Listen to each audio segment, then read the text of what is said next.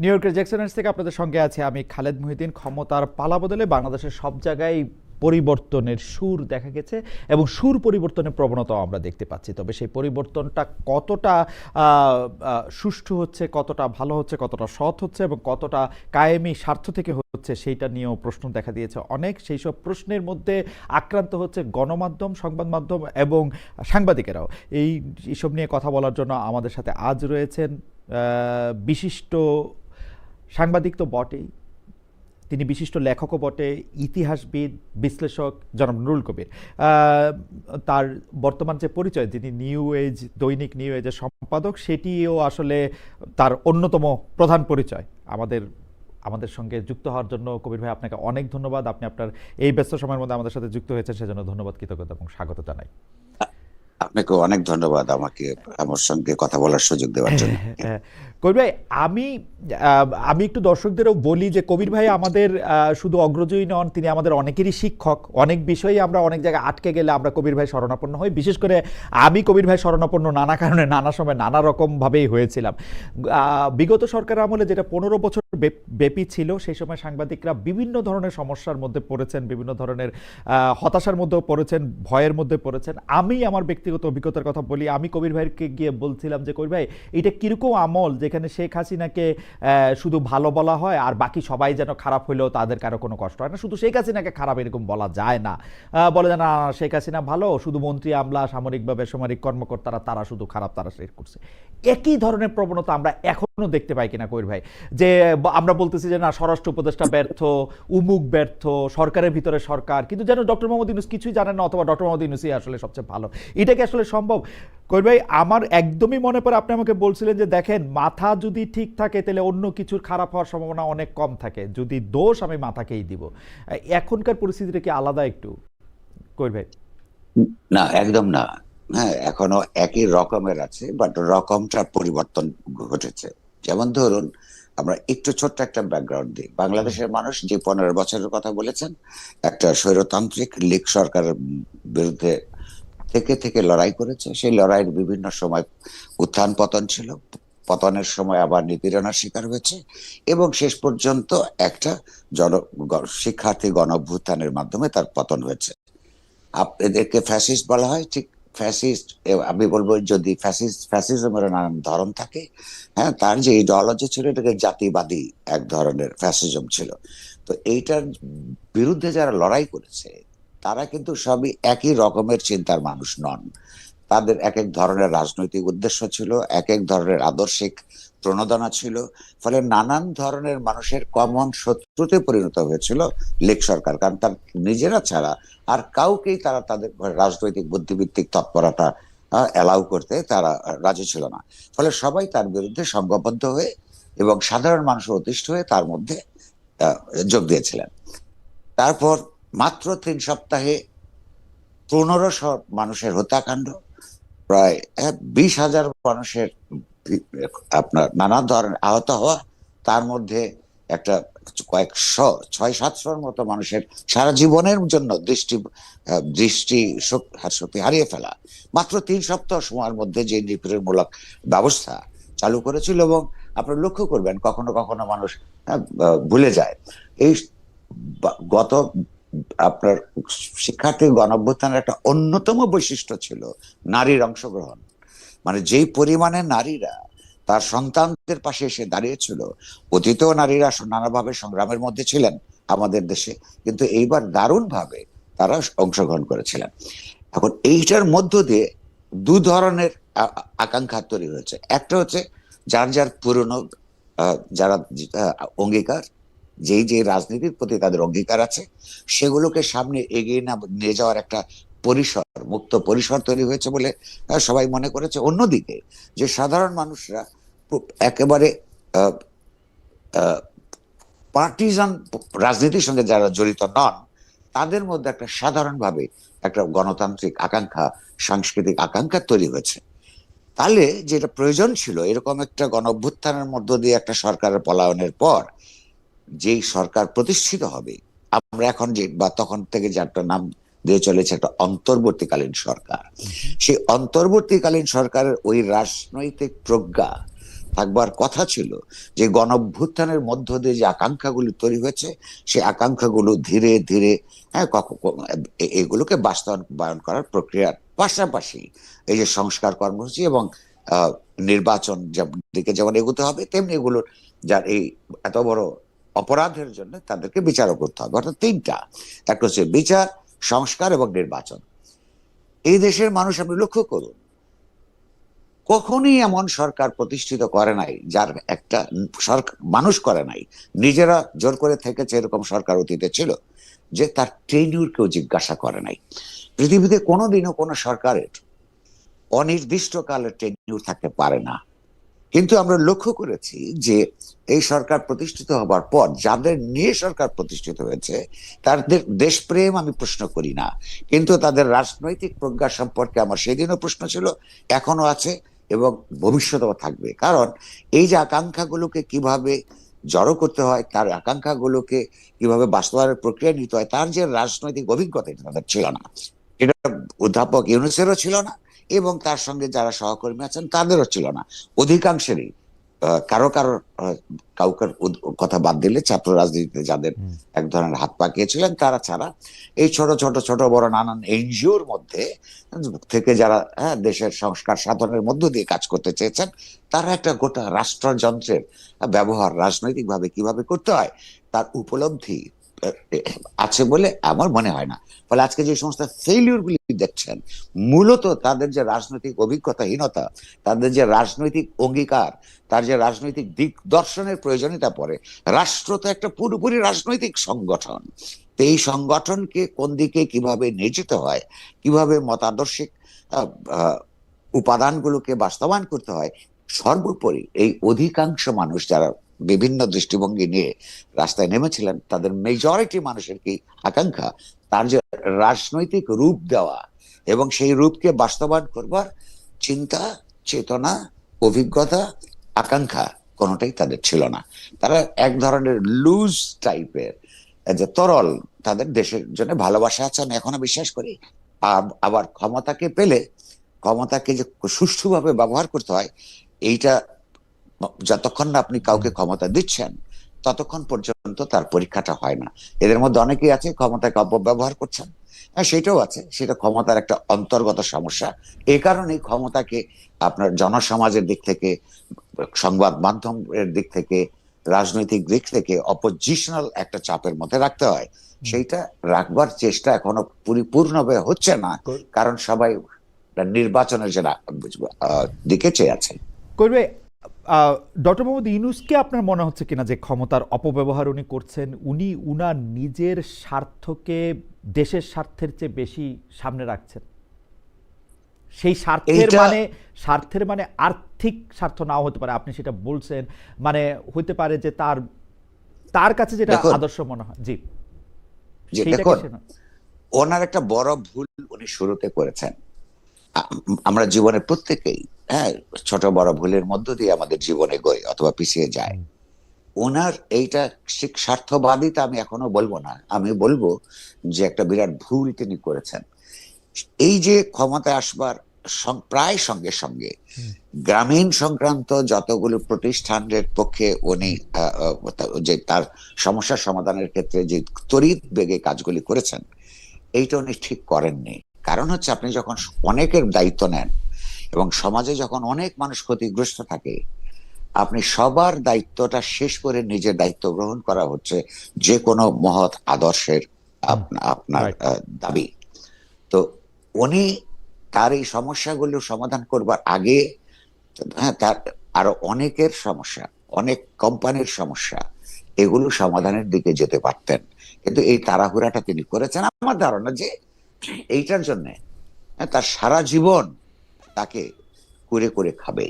উনি এখন ইতিমধ্যেই উনি বোঝেন কিনা আমি জানি না, এইটা তিনি করেছেন। কিন্তু তার মূল সমস্যাই হচ্ছে তার সরকারের ঠিক রাজনৈতিক দিকদর্শন না থাকা।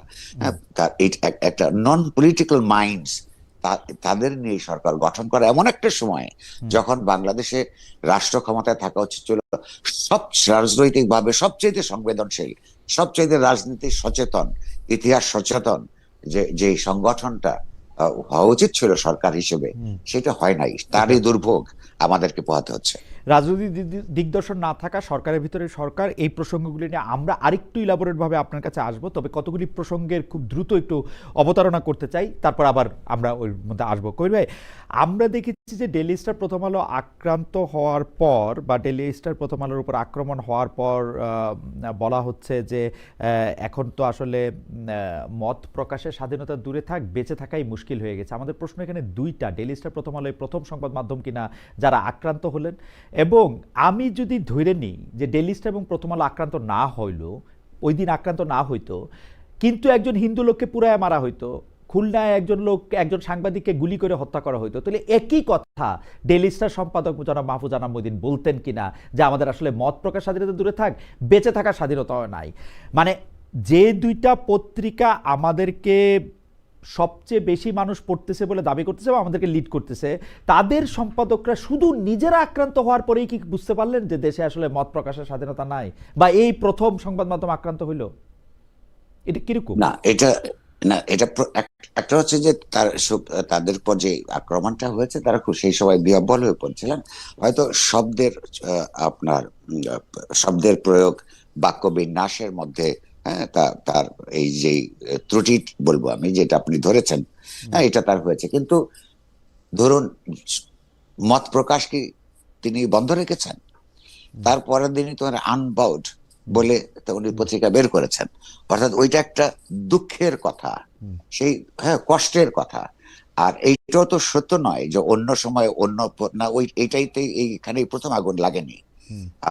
অন্যান্য পত্র পত্রিকা, মিডিয়া প্রতিষ্ঠান আক্রান্ত হয়েছে, বন্ধ হয়েছে আওয়ামী লীগ আমলে। কিন্তু এটা কিন্তু ভুলে গেলে চলবে না, তখন মতিউর রহমান এবং মাহফুজ আনাম সহ আমরা সকলে কিন্তু সেগুলোর প্রতিবাদ করেছি, বিবৃতি দিয়েছি, এডিটোরিয়াল লিখেছি।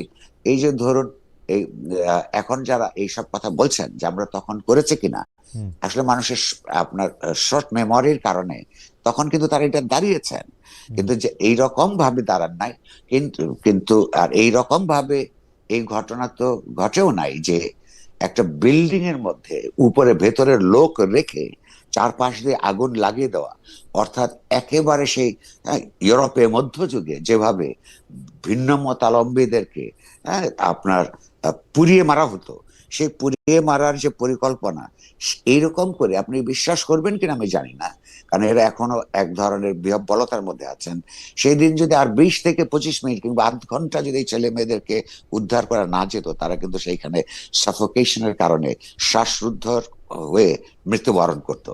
তো এইটা এডিটর সাহেব যেদিন এটা শোনেন, সেই দিন তার যে যার সঙ্গে সবচেয়ে ঘনিষ্ঠভাবে কাজ করে, তার ব্যাপারে তো সংবেদনশীলতা বাড়ে। হ্যাঁ, সেইটার কারণে হয়তো এটা বলেছেন, কিন্তু এটা মিন করেছেন বলে তো প্রমাণ নাই, কারণ তিনি তারপরও তো শুধু প্রথম আলোর জন্য বা ডেইলি স্টারের জন্য আসেন নাই, তো গোটা সংবাদ মাধ্যম প্রতিষ্ঠানগুলোর স্বাধীনতার জন্য বলেছেন, এবং নিজেরাও, হ্যাঁ, মরবার ঝুঁকি থাকলেও মত প্রকাশ বন্ধ করেন নাই। কবি, এটা নিয়েও আমরা আসলে একটু পরে ইলাবোরেট আলোচনা করতে পারবো যে আমরা সাংবাদিকরা কখন কোনভাবে কোন নৈতিক অবস্থান নেই বা না আমাদের এজেন্ডা কায়েম করি কিনা। কিন্তু আমি আরেকটা প্রসঙ্গে আসতে চাই, কারণ এই প্রসঙ্গগুলি বলে রাখা দরকার।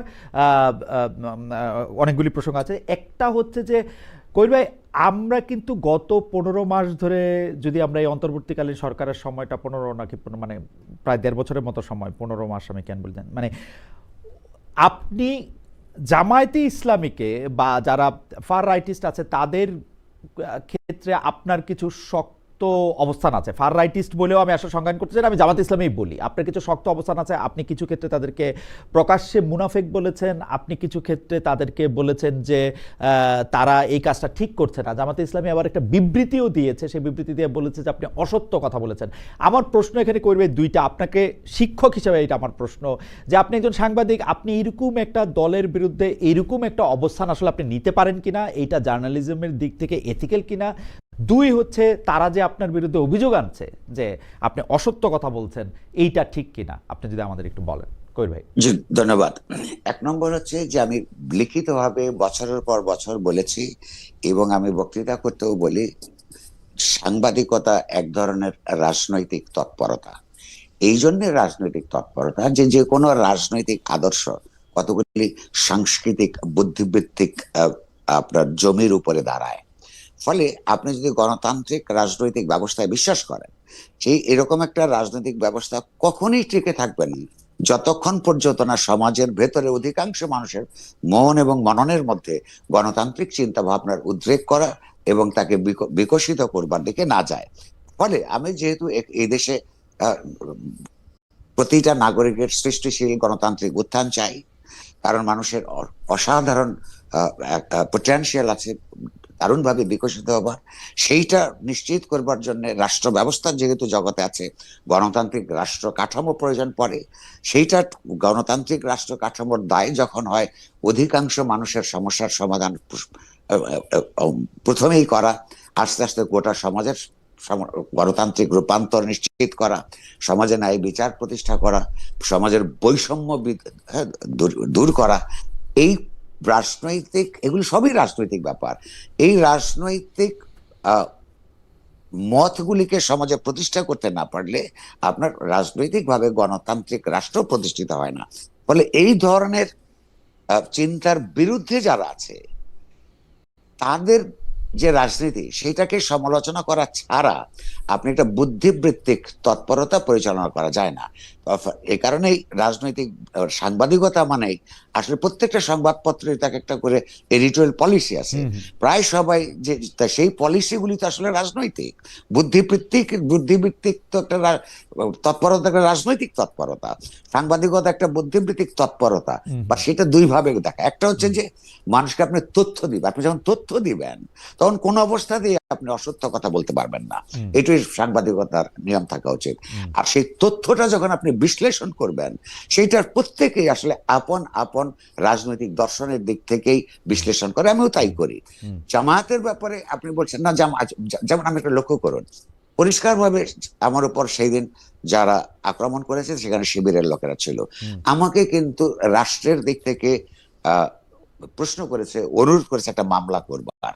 আমি কিন্তু মামলাটা করি নাই, কারণ হচ্ছে এটা আমি ব্যক্তিগতভাবে নেই না, এটা আবার পার্সোনাল ইস্যু না। আপনি লক্ষ্য করুন, আমি একটা সংগঠিত শক্তির ও গণতান্ত্রিক তৎপরতার বিরুদ্ধে কথা বলবো, আমি তো অথচ লিখবো, অথচ আমি তো আশা করতে পারি না যে তারা ওইখানে গেলে আমাকে ফুলের মালা নিয়ে দাঁড়িয়ে থাকবে। আমার অসংখ্য বন্ধু শুভান অধ্যায় প্রশ্ন করেছে, আপনি একা ওখানে গেলেন কি করে? আমি আচ্ছা, বা গেলেন কেন? আরো তো ঘটনা ঘটতে পারতো, আমি এটা জেনেই গেছি। আমার মনে হয়েছে ওইখানে আমার যাওয়া কর্তব্য। এই কর্তব্য বোধের মধ্যে যদি ভুল থাকে, আপনি যদি সেইটাকে বলেন এটা ভুল ছিল, সেটা একটা আলাদা বিতর্ক, আমি তো আপনার সঙ্গে তর্ক করতে রাজি আছি। কিন্তু ওইখানে আমার উপর যে তারা আক্রমণ করেছে, তো সেইটা তো অত্যন্ত স্বাভাবিক। তবে এর মধ্যে দুঃখজনক যেটা হইলো, এই যে এখানে আরেকটা, এই যে জামায়াতের মুনাফিকের কথা বলছেন, তারা, আমি ওইখানে গেছি তাদের রাজনৈতিক ভাবে তাদেরকে বিরোধিতা করি, ব্যক্তিগতভাবে তাদের সঙ্গে আবার কোনো বিরোধ নাই। তারা সেই কথা বলে আমাকে আক্রমণ করবার সৎসাহস দেখাতে পারে নাই। তারা আমাকে আওয়ামী লীগ বলে আখ্যায়িত করে তারপরে আক্রমণ করেছে। এই যে আরেকটা মুনাফিকি, তারা কিন্তু আমাকে আক্রমণ করছে কারণ আমার হচ্ছে এখানে একটা সেকুলার ডেমোক্রেটিক রাজনৈতিক ব্যবস্থা আমরা চাই। আর এর চাইতে যারা বড় কুতুব সেকুলারিজমের কি কি সমস্যা আছে সেগুলি নিয়ে আলাপ করে, সেই আলোচনায় আমরা বিতর্কে অংশগ্রহণ করতে রাজি আছি। সেটা হচ্ছে একটা একাডেমিক বিতর্ক। ধরুন যে ফরাসি সমাজে যখন 1789 সালের বিপ্লবের সময় সেকুলারিজমের কথা বলা হয়েছিল, তার একটা রাজনৈতিক প্রেক্ষাপট আছে। আজকে আপনি বলতে পারেন সেটা তো আপনার বাস্তবায়িত হয় নাই, তাহলে সেকুলারিজমের পুরো জিনিসটাই তো অবাস্তবায়ন যোগ্য করে তুলেছে। একটা কথা হচ্ছে, মানুষ কিন্তু সংগ্রাম করে, লড়াই করে, আপাতত যেটা অবাস্তবায়নযোগ্য মনে হয়, কাজটা যদি ভালো হয়, কথাটা যদি ভালো হয়, আদর্শটা যদি ভালো হয়, সেটা কোথায় কোথায় ফেল করেছে সেইটা, সেই কারণে আমি ওইটার প্রপাগেট করতে পারবো, এটা হতে পারে না। যদি যেই ব্যবস্থা বলে যে একটা সমাজের মধ্যে মুসলমান, হিন্দু, বৌদ্ধ, খ্রিস্টান, নারী, পুরুষ সবাই থাকবে, সবার সমান অধিকার থাকবে, প্রত্যেকের ধর্মীয় কর্মকাণ্ড করবার অধিকার থাকবে, এবং রাষ্ট্র সে ব্যাপার কোন একটা বিশেষ ধর্মকে, সেটা বাংলাদেশের ক্ষেত্রে হতে পারে ইসলাম, আর ভারতের ক্ষেত্রে হতে পারে হিন্দু, অর্থাৎ সংখ্যাগরিষ্ঠ যারা, তাদের পক্ষে রাষ্ট্রপাটকে সাজিয়ে আপনার ধর্মীয় ভাবে যারা সংখ্যালঘু তাদের উপর আপনি নিপীড়ন করবেন, অথবা তার চিন্তা চেতনাকে বিকশিত হতে দিবেন না, এটা তো খারাপ কাজ। তো সেকুলারিজম ইউরোপে ব্যর্থ হয়েছে বলে এটার নাম আপনি আরেকটা অন্য কিছু দিতে পারেন, সেইটার জন্য আমি লড়াই করব, এটাই স্বাভাবিক। অসম্ভবের জন্য মানুষ লড়াই করে, আমাদেরও তাই কাজ। আর এখানে দ্বিতীয় পার্টটার উত্তর হচ্ছে যে তারা আমাকে বলেছেন যে আমি তিনটা অভিযোগ এনেছি তাদের ব্যাপারে। এক হচ্ছে তারা ঐতিহাসিকভাবে তারা মুনাফিকি করে, কারণ মুখে বলে একটা, কাজ করে আরেকটা। আরেকটা বলেছি তারা ধর্মকে দারুণভাবে ব্যবহার করছে, হ্যাঁ, যেটা ইসলামের যে অন্তর্গত শক্তি, ইসলামের মধ্যে যে গণতন্ত্র পরায়ণতার যেটুকু অংশই থাকুক, সবচেয়ে বড় কথা ইসলাম ধর্মের বিকশিত হয়েছে জনস্বার্থের প্রতি আর বিশ্বস্ত থেকে। অধিকাংশ নিপীড়িত মানুষের কথাই আছে যে জুলুমের বিরুদ্ধে, জালেমের বিরুদ্ধে মজলুমের পক্ষে লড়াই করে ইসলাম বিকশিত হয়েছে। তো এখন জামাত ইসলাম আর ইসলাম এক কিনা আমি বরাবর ব্যাখ্যা করি এটা এক নয়। এটা আমি আমার ব্যাখ্যা দিবার আগেই বলে রাখি, এই দেশেরই অসংখ্য আলেম আছেন যারা জামাত ইসলামকে হাত থেকে ইসলামকে রক্ষা করবার কথা বলে। তো আমার মতন একটা ছোট্ট প্রশ্ন যদি করে রাখি, যে বাংলাদেশের রাজনীতিতে ধর্মের ব্যবহার তো মোটামুটি ভাবে সবাই করে, মোটামুটি না মানে অ্যাবসলিউটলি ধর্মরে ব্যবহার করেই বাংলাদেশের রাজনীতিটা চলে একদম। এবং যারাই করে সেটার বিরুদ্ধে আমরা, কারণ আর কিন্তু জামাত ইসলামী নামটা কি করেছে, ইসলামকে কিভাবে ব্যবহার করে, এই তিনটা। আর আরেকটা অভিযোগ আমি করেছি, 3 নাম্বারটা হচ্ছে যে তারা নির্বাচনটাকে পিছিয়ে দেবার চেষ্টা করছে। আচ্ছা, এখন আমি আপনাকে একটা একটা করে উত্তর দিচ্ছি, হ্যাঁ। এবং আমাকে বলেছে আমি মিথ্যাচার করেছি। এই যে তারা মিথ্যাচার করেছি তার প্রমাণ কি হিসাবে তারা বলেছে যে তারা ধর্মকে নির্বাচনের ক্ষেত্রে ব্যবহার করছে না। অথচ আপনি যদি সোশ্যাল মিডিয়া দেখেন, আমাদের যে রিপোর্টস আছে, হ্যাঁ, সেগুলিতে বিভিন্ন জায়গায় তারা বলে বেড়াচ্ছে যে বেহেশত দোজখের সঙ্গে জামাতকে ভোট দেওয়ার সম্পর্ক আছে। এটা জামায়াতের যে এইখানে মজাটা হচ্ছে যে এই ক্ষেত্রে তারা আবার বলতেছে ওইটা তার নিজস্ব মত। আচ্ছা, এটা বলছি, আমি আসছি সেই জায়গায়, এটা আরেকটা মুনাফিকি। হ্যাঁ, আচ্ছা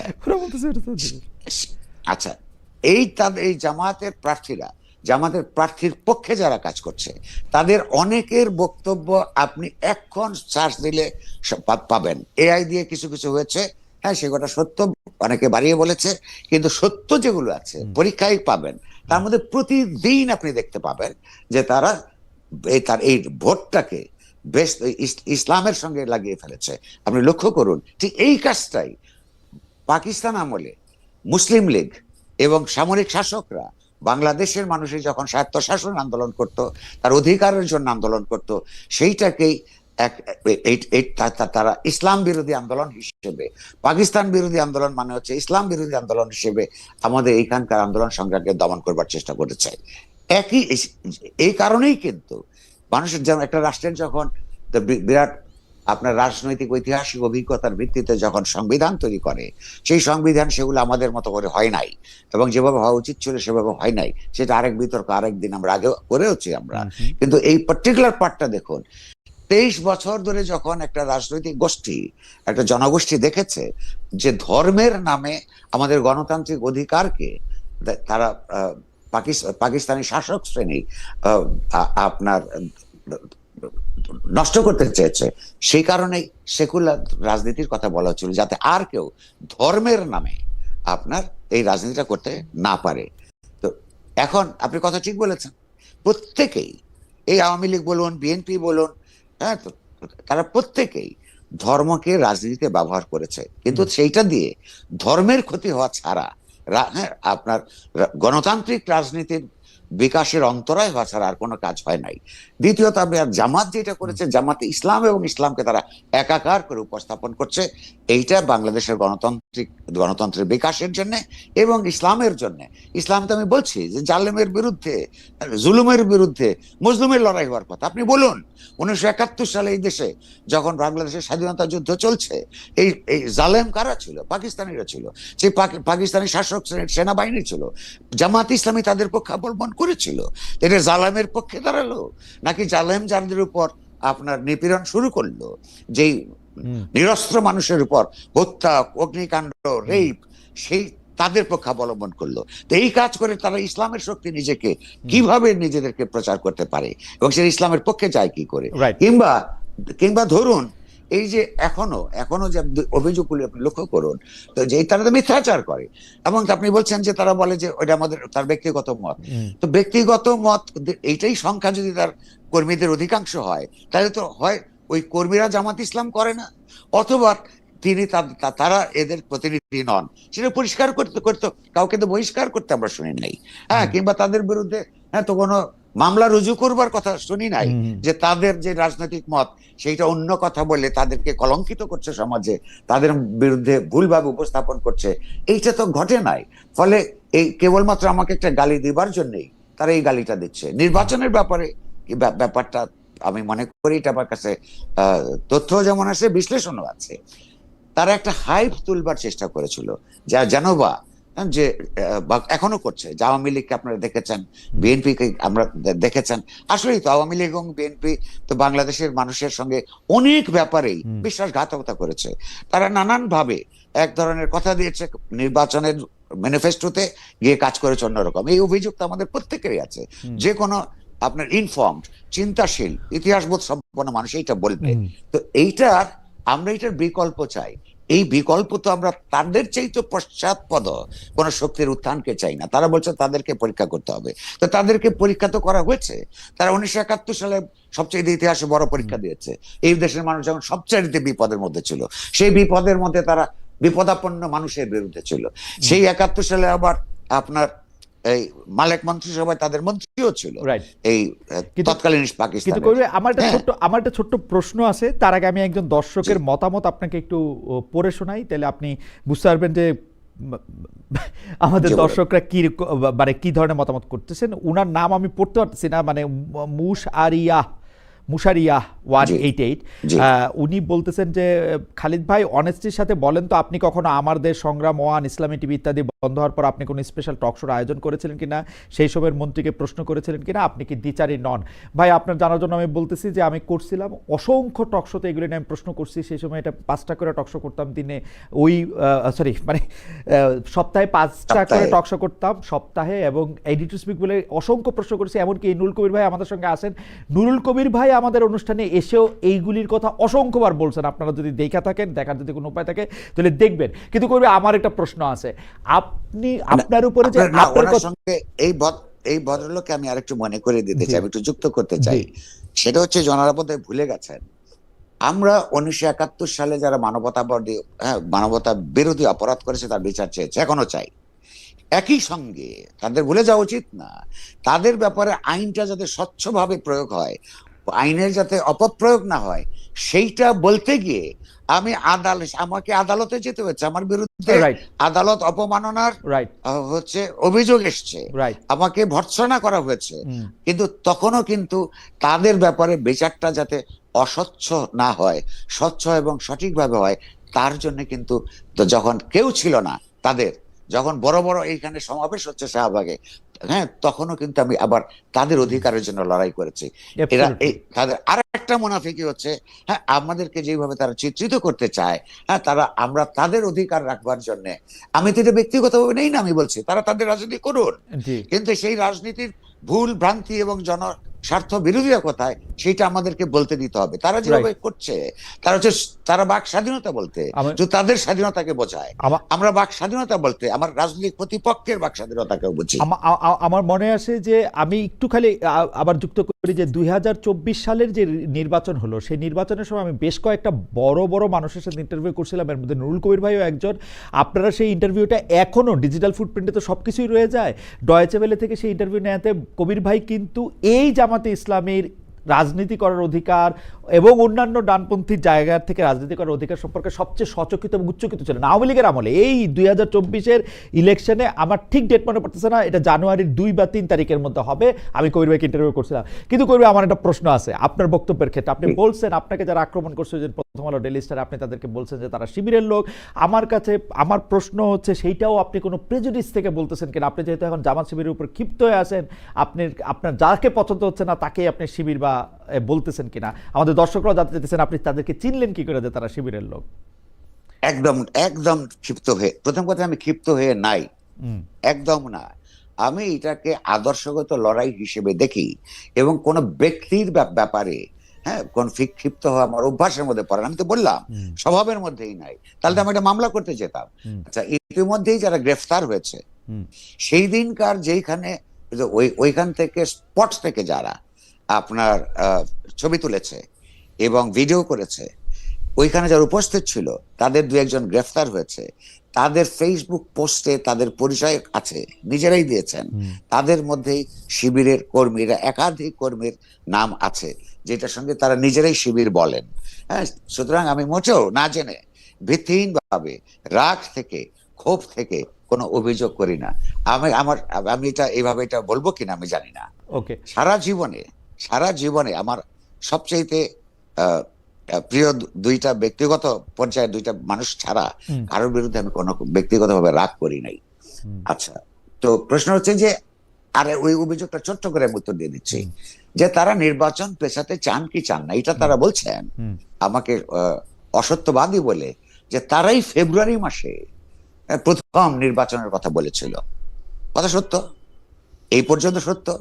এই যে, কিন্তু তার যে মুনাফিকি স্বভাব, বলবে একরকম, কিন্তু ওই পাশাপাশি সময়গুলিতে তাদেরই বক্তৃতা বিবৃতি, যার যার যার ধরেন তাদের এখন এই মুহূর্তের রাজনৈতিক প্রতিপক্ষ তার পুরনো বন্ধু বিএনপি, বিএনপি সংস্কার বাদ দিয়ে কেন নির্বাচনের জন্য পাগল হয়ে গেছে, এইটা এরকম অসংখ্য বার তারা এগুলো বলেছে।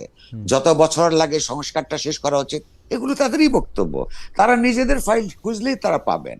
ওইটা যখন ফেব্রুয়ারিতে যেমন চেয়েছে, আবার আর ডিসেম্বরে চাই অন্যরা চেয়েছে বলে আপনার তাদেরকে গালাগালও দিয়েছে। হুম, তো দুই দুই নম্বর হচ্ছে, তারা আসলে কেন পেছাতে চায়, একটা হলো তথ্য আর একটা বিশ্লেষণ। হুম, আপনি লক্ষ্য করুন যে হাইপ তুলেছিল তারা বুঝি বা ক্ষমতায় চলে যাচ্ছে।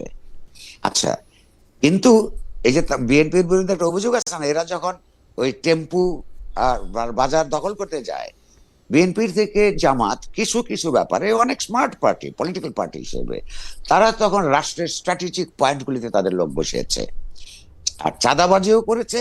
হ্যাঁ, সেগুলো অনেক ভীষণ স্মার্টলি সেটা তারা করেছে।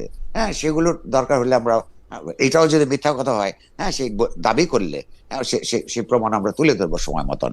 প্রশ্নটা হচ্ছে যে, তারা বুঝতে পেরেছে এখন কয়েক মাস গেছে পরে, যে বাংলাদেশ এখনো পর্যন্ত, এখনো পর্যন্ত বাংলাদেশের অপরাপর যাবতীয় রাজনৈতিক দল, সংগঠন ইত্যাদির নানা ধরনের অন্তর্গত দুর্বলতা থাকা সত্ত্বেও বাংলাদেশের গোটা সমাজ, 18 কোটি মানুষের বৃহদাংশ এখনো পর্যন্ত জামাতের মতন রাজনৈতিক দলকে ক্ষমতায় দেখতে প্রস্তুত নয়, অর্থাৎ তারা ক্ষমতায় যেতে পারবে না। ওকে, তাহলে তাহলে কি করতে হবে তাকে? এই মুহূর্তে যেহেতু ডানপন্থী, তাদের প্রতি সহানুভূতিশীল ইউনূস সরকারের মধ্যে মন্ত্রী আছে, প্রশাসনের মধ্যে তাদের লোক আছে, ডিফ্যাক্টো ভাবে ক্ষমতায় থেকে আরো সুবিধা নেওয়া, তাদের রাজনৈতিক প্রতিপক্ষগুলোকে নানানভাবে আরো দমন করার জন্য যতটা সময় পায় তার জন্য ততটাই ভালো, ফলে সে প্রলম্বিত করতে চায়। এইটা খুব পরিষ্কার তথ্য হিসেবে।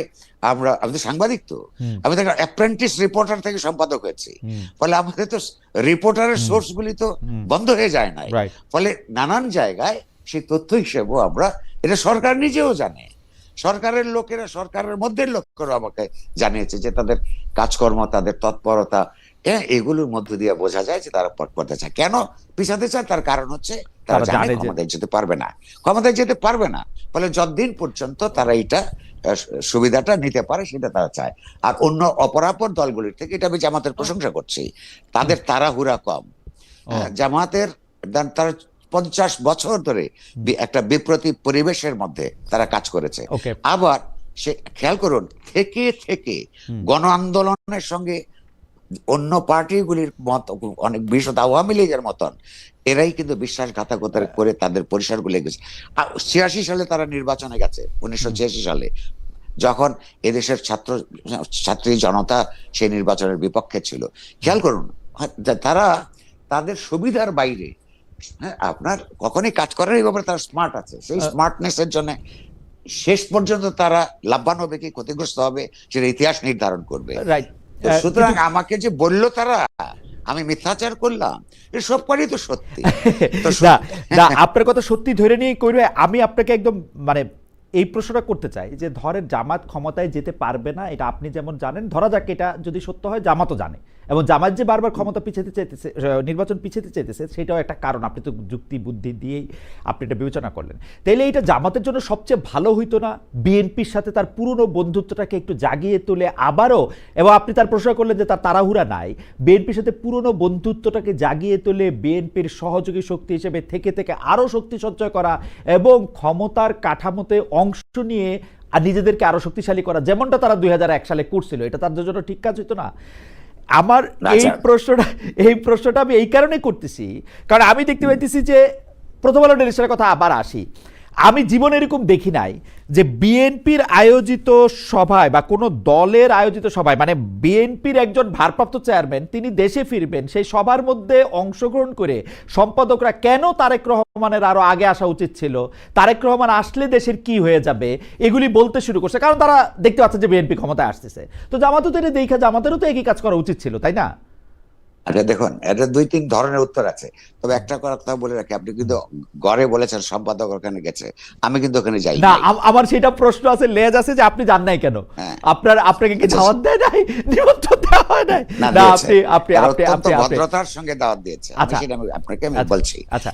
জামাতের কি করা উচিত ছিল আপনি প্রশ্ন করেছেন, এটা আসলে জামাতেই ভালো বুঝবে। না, জামাতে তবে যে দলের শেডো, মানে বিএনপির পিছনে পিছনে থাইকে জাতীয় পার্টি যেমন নিজেদের আখের গুছায় নিছিল, জামাতের মতো করে এটা করতে পারতো কিনা, যেহেতু যারা জানে যে তারা নির্বাচনে জিতবে না? আচ্ছা, জামাতের কিন্তু তার জন্মের পর থেকে এখন এই পর্যন্ত ইতিহাসের বড় বড় বাকগলিতে বড় বড় ভুল করবার হ্যাঁ রেকর্ড আছে। ওকে। আপনি লক্ষ্য করুন, বাংলাদেশে এই এলাকার মানুষ, বিশেষত পূর্ব বাংলার কৃষকরা যখন পাকিস্তানের জন্য আন্দোলন করে, পাকিস্তানের দাবি যখন সবচেয়ে জনগণের দাবি, পপুলার দাবি, জনপ্রিয় দাবি, জামাত ইসলামী তখন পাকিস্তানের বিরুদ্ধে ছিল। হ্যাঁ, পাকিস্তান সৃষ্টি হওয়াটাকে জামায়াতের নেতা, তৎকালীন নেতা আপনার মৌলানা মওদুদি, এইটা পাকিস্তান একটা বাজে বস্তু হিসেবে আপনার তৈরি হচ্ছে, এবং জিন্নাহকে গালাগাল দিতেন। দেখুন, অথচ জনগণ ছিল পাকিস্তানের পক্ষে। আবার সেই পাকিস্তান যখন এই দেশের এই অঞ্চলের মানুষই সেখান থেকে মুক্তির জন্য নিজেদের রাষ্ট্র তৈরি করবার জন্য স্বাধীনতার যুদ্ধ করে 71 সালে, আবারও সে একটা আপনার জনস্বার্থ বিরোধী, জনগণের বিরুদ্ধে সে অবস্থান গ্রহণ করে। এই যে আপনার 1986 সালের নির্বাচন, তারপর স্বাধীন বাংলাদেশে, 86 যেমন আওয়ামী লীগের নেতারা এখনো বোঝে কিনা যে 90 সালে তারা যে নির্বাচনে জিতে নাই, তার একটা প্রধান কারণ রাস্তায় এক সন্ধ্যার সময় বলেছে আগামীকাল যারা জাতীয় বিমান, এই কথা বলে পরের দিনে নির্বাচনে চলে গেছে। ওই কথাগুলো 90 সালের ইলেকশন পর্যন্ত এই দেশের মানুষ মনে রেখেছিল, তারা অপরাপর অন্যান্য কথা বাদ দিল। জামাত ইসলামও সেই রাস্তার জনগণের লড়াই বাদ দিয়ে ওখানে গেছে। এই যে এখনো এইবার এই যে একটা বিরাট ট্রানজিশনের সময়ে, হ্যাঁ, তার কিন্তু পুরনো অপরাধগুলিকে ধুয়ে মুছে মানুষের সঙ্গে মানবিক আচরণ করে, গণতান্ত্রিক আচরণ করে, হ্যাঁ, তার কিন্তু তার নিজের গা থেকে কিছুটা ময়লা দূর করবার চেষ্টা করতে পারতো। কিন্তু যে জামাতের ঐতিহাসিকভাবে ভুল করবার একটা প্রবণতা আছে। ইতিমধ্যেই জামাত শিবির বাংলাদেশের বিভিন্ন জায়গায় যে সন্ত্রাস তৈরি করেছে, ইতিমধ্যেই যে সমস্ত অসত্য কথা তারা মানুষকে বলে চলেছে, ইতিমধ্যেই ধর্মকে যারা উৎকটভাবে ব্যবহার করছে, এগুলির মধ্য দিয়ে আপনি বরং তার ব্যাপারে মানুষ ওই যে আওয়ামী লীগ বিএনপির বদলে তাকে পরীক্ষা করবে কিনা, ইতিমধ্যেই সে ভর্তি পরীক্ষা দিয়ে ফেলছে। এই পরীক্ষার মধ্য দিয়ে মানুষ বুঝতে শুরু করেছে যে ক্ষমতায় যাবার আগেই যদি তাদের এই অবস্থা হয়, তাহলে ক্ষমতার যদি রাষ্ট্র ক্ষমতা হাতে পেলে তারা কি করতে পারে।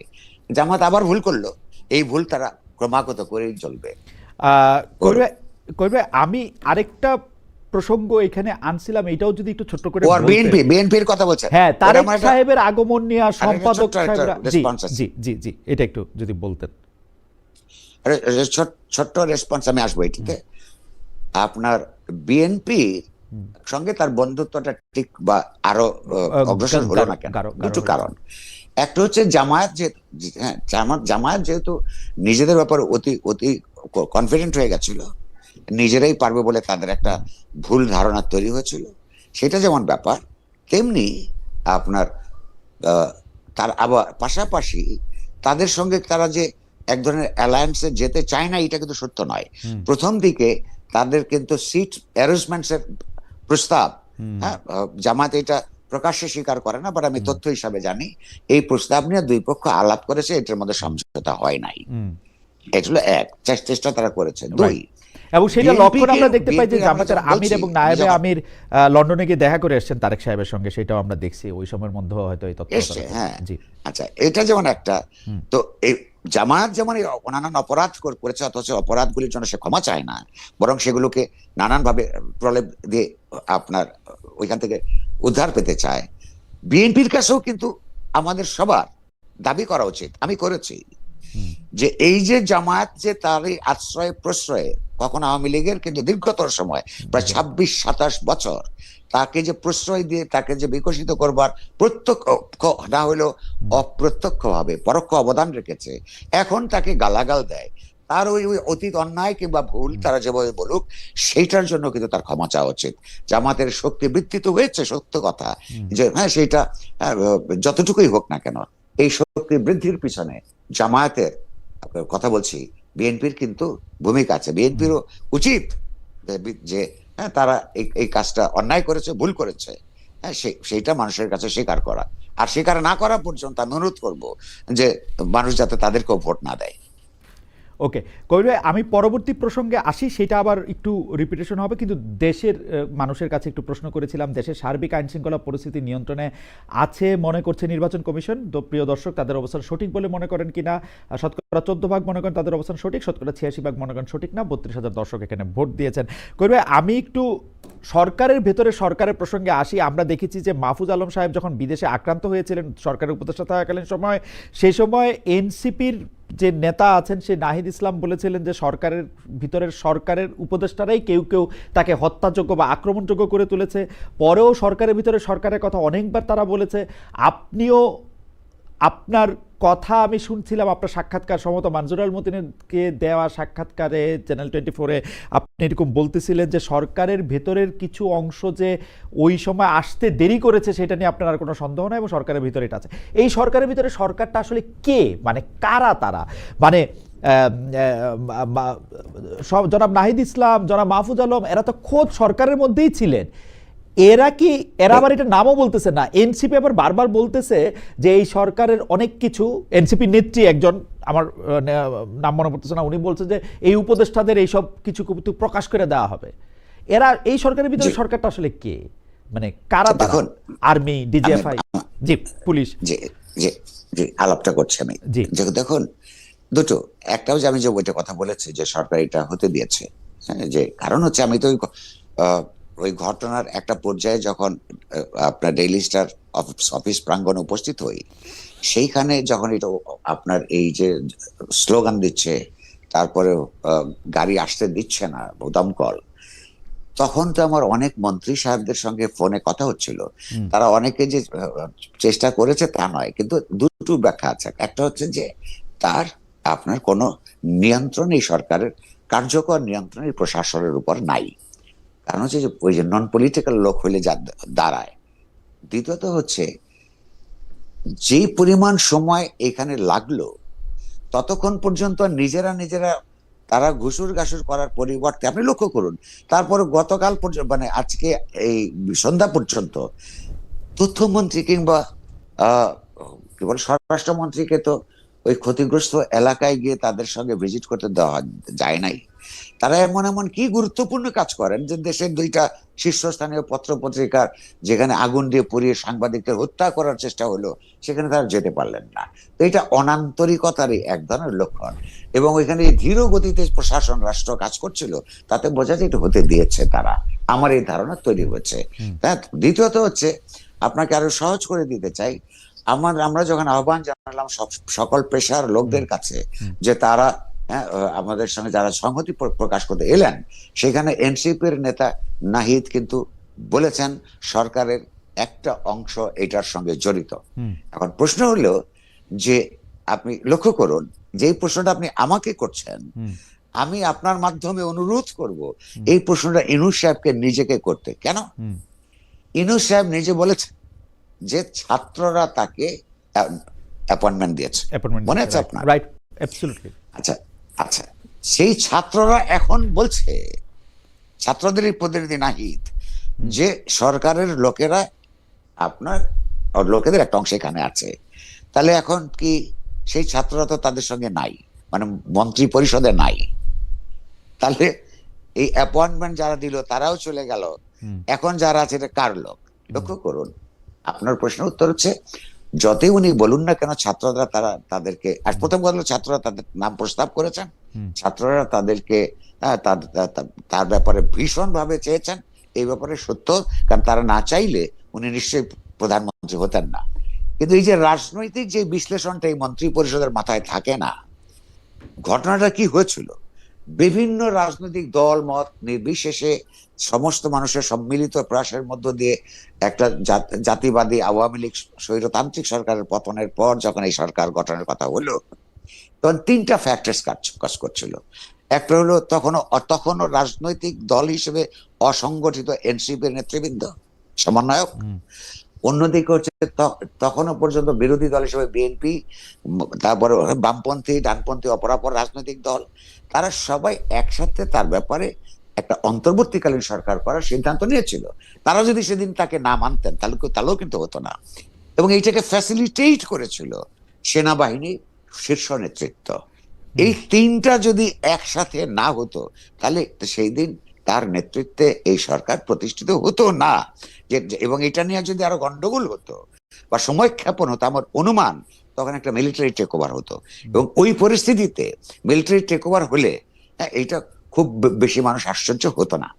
তাহলে এই যে ইউনূস সাহেব যে তার যে রাজনৈতিক ন্যায্যতা, তার সরকারের ক্ষমতায় থাকার যে রাজনৈতিক ন্যায্যতা তৈরি হচ্ছে এই সমস্ত আন্দোলনের শক্তিদের সমন্বিত সমর্থনের ভিত্তিতে, ফলে তাদের রাজনৈতিক কর্মকাণ্ডকে গড় করে তাকে যে একটা রাষ্ট্র পরিচালনার ক্ষেত্রে নীতিমালা প্রণয়ন করতে হতো, এবং তার রিফ্লেকশন যদি পড়তো, সবাই যদি সন্তুষ্ট থাকতো, হুম, তাহলে তো আজকে যে নিরাপত্তাহীনতা তৈরি হচ্ছে এটা হতো না। হুম, এখন তারপরে উনি সরকার গঠনের সময় আপনি লক্ষ্য করুন তাদের অধিকাংশই হচ্ছে আওয়ামী লীগ আমলে উনি নিপীড়নের শিকার হয়েছেন। এই সরকারের অধিকাংশ অধিকাংশ হচ্ছে প্রতিদিন তিনি যখন আপনার কোর্টে হাজিরা দিতে যেতেন, হুম, তার সঙ্গে কিছু লোকজন থাকতো, আপনার মনে থাকবার কথা। হুম, সেই সঙ্গে থাকার লোকজন একটা বিরাট অংশ এখন মন্ত্রী পরিষদে, উনি নিজের লোক ভেবেছেন। হুম, এক, তিনি যেটা বোঝেন নাই যে অনেকেরই আলাদা রাজনীতি আছে, হুম, আবার জামাতের কোটায়, বিএনপির কোটায়, কিছু কিছু কিছু হইলো অন্য মধ্যপন্থীদের কোটায়, তো সেখানে লোকজন আছে। কিন্তু মুশকিল হইলো তার যে কোটার থেকে যারা যাকে পাঠিয়েছে তাদেরও রাজনৈতিক দৃষ্টিভঙ্গি পরিষ্কার নয়, ফলে একটা হযবরল অবস্থা তৈরি হয়েছে। হুম, এবং সবচেয়ে বড় কথা, এইটার সুযোগ নিচ্ছে যারা সবচেয়ে সংগঠিত শক্তি, অথচ ক্ষমতায় যাবে না হুম, বা যেতে পারবে রাইট, না।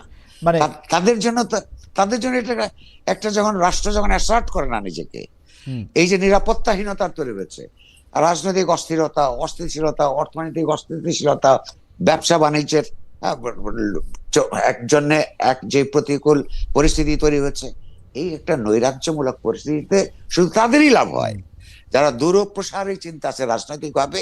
আমার এখনো ক্ষমতার সময় হয় নাই, এই যে যতক্ষণ পর্যন্ত এমন অবস্থা আছে তার মধ্য দিয়ে যতটুকু আমরা তাদের রাজনীতিকে এগিয়ে নিতে পারি সেটা করতে গিয়ে আমি বলবো তারা ভুল করছে।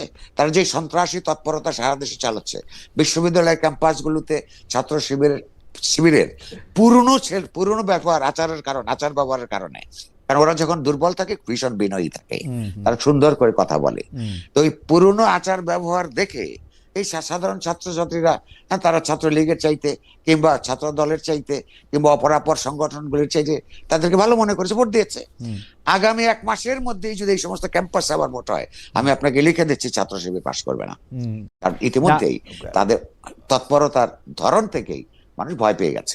এ, মানুষের ভয় প্রসঙ্গে একটু বলি, আমাদের একজন, ওনার নাম মোহাম্মদ মাঝখানে একটু পড়তে পারতেছি না, মজুমদার, সব একসাথে লেখা। খালেদ ভাই আপনি ইদানিং ভয়ে ভয়ে কথা বলেন কেন? যাই হোক, আমার প্রসঙ্গ সেটা না। একজন মানে বেশ কয়েকজন দর্শক আমাদের এই প্রশ্ন করছেন যে বাংলা এডিশনের লাইসেন্স বাতিল নিয়ে আপনার অভিমত কি? বাংলা এডিশনটা আমি আপনাকে বলি, এটা আমেরিকাতে থাকা একজন সাংবাদিক জনাব ইলিয়াস হোসেনের ইয়াতে এটা চালু হয়। বাংলাদেশের একজন উপদেষ্টাও জনাব শারমিন মুর্শিদ, উনি সেখানে উপস্থিত ছিলেন সেটা উদ্বোধনী অনুষ্ঠানে, সেটা চালু হয়েছিল। সেটা এটা এনওসি নাকি বাতিল করা হয়েছে। এখন এনওসি বাতিল করা হয়েছে, আমি এটা বুঝতে পারি যে কারণটা হয়তো এই যে জনাব ইলিয়াস হোসেন এই ডক্টর মোহাম্মদ ইউনূসকে অনেক গালাগালি বকাবকি করছেন, কিন্তু ডক্টর মোহাম্মদ ইউনূসের ক্ষেত্রে উনি যেটা করছেন, তিনি তো আগেও এটা অনেকের ক্ষেত্রে করছেন। শুধু ডক্টর মোহাম্মদ ইউনূসকে গালি দিলেই কি একটা জিনিস বন্ধ হয়ে যায়? মানে এগুলি কি, মানে প্রত্যেকটা সময় মানে একটা তো হচ্ছে যে আপনি একটি স্ট্যান্ডার্ড রাখবেন যে এই করলে আপনি বাতিল করবেন বা চালু করবেন বা আপনি অনুমোদন দিবেন, আর হচ্ছে আপনাকে গালাগালি করলে, আপনাকে বকাবকি করলে আপনি এটা বন্ধ করে দিবেন, আর বাকি সবাইরই বকাবকি করা, সবাইরই ইয়া করা, এটা ঠিক আছে? এটা কিরকম? এটা নীতি হিসাবে অত্যন্ত, এটা হলো দ্বিচারিতা, নীতি হিসাবে খারাপ। কিন্তু আমি তো ঠিক, সরকার তো ঠিক কখনো বলে নাই যে ইউনূস সাহেবকে গালিগালাজ করবার জন্যই এটা বন্ধ করা হয়েছে কিনা। প্রথম কথা হচ্ছে কোন সংবাদ মাধ্যম প্রতিষ্ঠানকে বন্ধ করা উচিত না। মত প্রকাশের সমস্ত মাধ্যমগুলি ঠিক রাখা উচিত, সচল রাখা উচিত। গুরুত্বপূর্ণ যেটা সরকারের বা রাষ্ট্রের বা আন্তর্জাতিক ভাবে কতগুলি স্ট্যান্ডার্ড সেট করা আছে যে কোন ধরনের বক্তব্য দিয়ে যদি সমাজে কোনো সাংঘর্ষিক পরিস্থিতিকে উস্কে দেওয়ার কোনো ব্যাপার যদি থাকে, এবং যদি নৈরাজ্য তৈরি করবার ব্যাপার থাকে, সেটা নিউজকেও বন্ধ করে দিতে পারে। কথার কথা, মানে অর্থাৎ সরকার কি কারণে এইটা বন্ধ করেছে এটা পরিষ্কারভাবে বলা উচিত ছিল, কারণ সরকারেরই মন্ত্রী সেটা উদ্বোধন করেছে। আর তাহলে কি যেই মন্ত্রী উদ্বোধন করেছে তাকে কি ইউনূস সাহেব ডেকে নিয়ে জিজ্ঞাসা করেছেন কিনা যে আপনি এটা করলেন কেন? অথবা ওই মন্ত্রী ইউনূস সাহেবকে গিয়ে জিজ্ঞেস করেছেন কিনা, বা স্বরাষ্ট্রমন্ত্রীকে, যে আমি যে এটা উদ্বোধন করে আসলাম আপনি সেটা বন্ধ করলেন কেন? লক্ষ্য করুন, অসঙ্গতির কোনো শেষ নাই। আমি মনে করি যে ওইটা বন্ধ করা ঠিক হয় নাই। শুনুন, এই যে জামাত ইসলামে যে আজকে একটা বা অন্যান্য দক্ষিণপন্থী দলগুলি যে বরাবর এই জায়গায় চলে গেছে, এইটা তারা অনেক কথা বলতেছে বলে মানুষ বুঝতে পারছে। মানুষের বিবেক, বিবেচনা এবং সিদ্ধান্ত নেবার ক্ষমতা সম্পর্কে কারোর ভুল করা উচিত না। কেমন কারণ হচ্ছে যে মানুষ ঠিক বুঝতে পারে যে কেউ যদি গালাগাল দিচ্ছে দিক না, হ্যাঁ খুব গায়ে লাগে, আর এটা সত্য। হ্যাঁ, কিন্তু সেটা ধৈর্য থাকতে হবে আপনার। আপনাকে যিনি গালাগাল দিচ্ছে তার বক্তব্য আপনাকে ভদ্রভাবে যদি আপনি আপনার রিফিউট করতে পারেন, হ্যাঁ তর্ক করে শেষ পর্যন্ত আপনি আপনার কি বলে যে আপনি জিতবেন, অন্যরা হেরে যাবে। আর আরেকটা কথা হচ্ছে গালাগাল তো দিবে, আপনি যে প্রশ্ন করছিলেন একটা, হ্যাঁ গালাগাল দিয়ে কথাও আছে ওই যে মানে সারাক্ষণ, মানে আপনি যদি আমাদের এখন যারা লাইভ আমাদের দেখতেছেন তাদের অনেকেই আপনার কথা পছন্দ করতেছেন, অনেকে আবার পছন্দ করতেছেন না। যারা পছন্দ করতেছেন না তারা আবার খুব মানে আমি বলবো না যে খুব শালীন ভাষায় আপনাকে কথা বলতেছেন, খুব অশালীন ভাষায় বলতেছেন। আমাকেও মানে আমি একটা উদাহরণ দিলে আপনি বুঝবেন করবে, আমি তার নাম বলতে চাই না। এরকম বলতেছিল যে দুইজন বাটপার বসছে। এখন আমি পর্যন্ত ঠিক আছে, কিন্তু আপনাকে বলা এটা আমারও এই যে গায়ে লাগে আর কি, যেটাকে আপনি গায়ে লাগা বলতেছেন। তার আগে যে আমি কমেন্টটা পড়লাম, আপনি ইদানিং ভয়ে ভয়ে কথা বলেন, দেখেন কমেন্ট আসে এরকম। ওনার নাম হাসনাত কিরণ 3719, তিনি বলছেন খালেদ এখন যে কমেন্ট পড়লেন সেটা যে আপনারই বট বাহিনীর করা কমেন্ট সেটা সহজেই বোঝা গেল। আপনি বলতেছিলেন যে মানুষ নাকি বোঝে, মানুষ তো সহজে নানা রকম কিছু বোঝে দেখি, মানে আমার বট বাহিনী দিয়ে আমার বিরুদ্ধে আমি কমেন্ট করতেছি বা পক্ষে কমেন্ট না, প্রতিটা কিছু কিছু সময় লাগে। ধরুন আমার তো সন্তান সন্ততি আছে, মা বাবা ছিলেন, আমি খালি আমার মা মারা গেছে এটার জন্য এখন আমি কৃতজ্ঞ। মানুষের মা মারা গেলে কেউ কৃতজ্ঞ হতে পারে? মানে আচ্ছা, কেন আমার এই বৃদ্ধা মাকে জামাতের এই বটবাহিনী যে অশ্লীল ভাষায় এই বৃদ্ধা মাকে কত মানুষ কতবার যে বিছানায় নিয়েছে, আমি সৌভাগ্য আমার মার চোখে এটা দেখতে হয় নাই। তার সব কয়টা সন্তান ওই আমার, হ্যাঁ, কোনো মানুষের বিরুদ্ধে কোনো কিছু করে না, হ্যাঁ, মানুষের কল্যাণের জন্য চেষ্টা করে। তিনি নিজে এটা করেছেন। আর তাকে আজকে আমার রাজনৈতিক, দার্শনিক, সাংস্কৃতিক অবস্থানের কারণে যেই গালিগালাজ তারা দিচ্ছে, এটা আপনার শুদ্ধ হচ্ছে। এখন মা আমাকে জিজ্ঞেস করলে আমি বলতাম, হ্যাঁ উনি এটা জিজ্ঞেস করেন নাই, কারণ তিনি জানেন ছেলেটা একটু লড়াকু টাইপ ছোটবেলা থেকে। তিনি আচ্ছা, আমার উত্তরটা খুব সোজা। বন্ধু বান্ধব জিজ্ঞেস করে, এই যে মানুষ তো তোমার একটা বিরাট অংশ মানুষ ঘৃণা করে, তা আমি জিজ্ঞেস করি বেশি সংখ্যক না কম সংখ্যক, ভালোবাসে কত কত সংখ্যক না, বলছে সেটা অনেক সংখ্যক। যে আপনি একটা সমাজের মধ্যে ভেস্টেড ইন্টারেস্টের বিরুদ্ধে কথা বলবেন, এক সংগঠিত নৃশংস শক্তির বিরুদ্ধে কথা বলবেন, একটা বৈষম্য যুক্ত একটা সমাজের মধ্যে বৈষম্যের প্রতিষ্ঠাহীনতা জন্য, সাম্যের জন্য লড়াই করবেন, তাহলে আপনার শত্রু তৈরি হবে না। পাওয়ারফুল মহলে আপনি বুদ্ধিবৃত্তিক রাজনৈতিক তৎপরতায় থাকবেন, অথচ আপনি কিছু শত্রু সৃষ্টি করতে যদি আপনি না পারেন, অর্থাৎ আপনার কথা লেখা এগুলিতে কোন রকমের সমাজে প্রতিক্রিয়া হয় না, তা সেই জীবন তো আপনার তাৎপর্যহীন।